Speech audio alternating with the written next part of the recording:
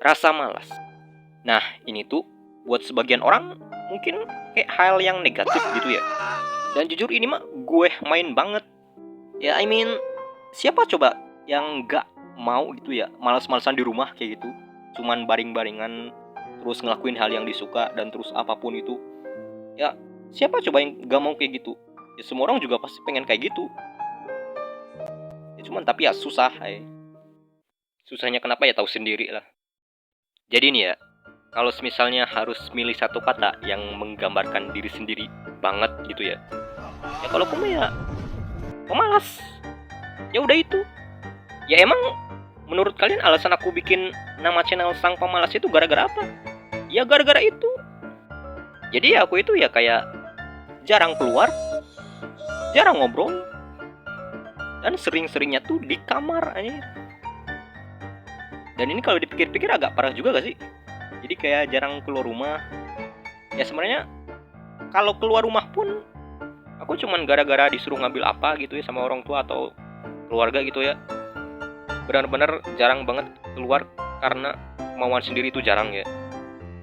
Ya masalahnya punya niat buat keluar rumah sendiri aja jarang gitu ya. Kadang malah gak punya gitu ya. Emang lebih nyaman di kasur kayak gitu. Tapi ya ini kalau dipikir-pikir lagi aku masuk kayak MC anime yang introvert gitu gak sih? Ya gak sih? Ya udah. Terus kalau ada yang nanya, hubungannya obrolan tadi sama gambar yang mau dibikin itu apa sih? Jawabannya ya nggak ada. Jadi ini benar-benar aku dari awal cuman ngeyeping doang. Kalau ditanya kenapa ya jawabannya karena aku itu bingung intro nih video itu intronya itu harus kayak gimana. Soalnya kan ya tahu sendiri ya, kalau misalnya aku bikin intro itu pasti aku itu bakal ngeyeping, tapi tetap bakal ada hubungannya sama gambar yang mau dibikin. Cuman di gambar ini tuh aku bener-bener kosong ya, gak ada inspirasi, gak ada apapun ya, bener-bener kosong kopong kayak gitu. Karena apa? Ya karena semua ocehan-ocehan dan unek-unek yang mau aku omongin udah diomongin di video yang pertama, anjir. Deva. Jadi pas masuk ke video yang kedua itu aku bener-bener kayak kosong gitu tuh, tahu gak sih? Jadi ya ini tuh bener-bener intro yang random gak ada konsep banget ya. Ya tapi ya udahlah. Dan ngomong-ngomong hari ini kita itu bakal lanjutin gambar yang sebelumnya. Jadi ya langsung masuk aja dulu lah ke prosesnya. Nah ini sambil ngelihat proses bikinnya, ini aku bakal ceritain juga ya. Kayak behind the scene dari gambar ini. Soalnya ini emang menarik banget ya. Jadi ya jujur ya, ini tuh di gambar ini tuh hampir banget ngalamin krisis identitas konsep, anjir. Jujur ya, ini tuh awalnya aku itu kayak bikin konsepnya itu kayak si Pride yang dulu sama yang sekarang itu bertarung di dalam alam bawah sadar dia. Terus pas si Pride yang sekarang itu kayak nusuk dia ya, nusuk mau ke kepala dia, si Pride yang dulu itu kayak tiba-tiba muncul di belakang dia. Jadi kesannya itu kayak horror creepy gitulah.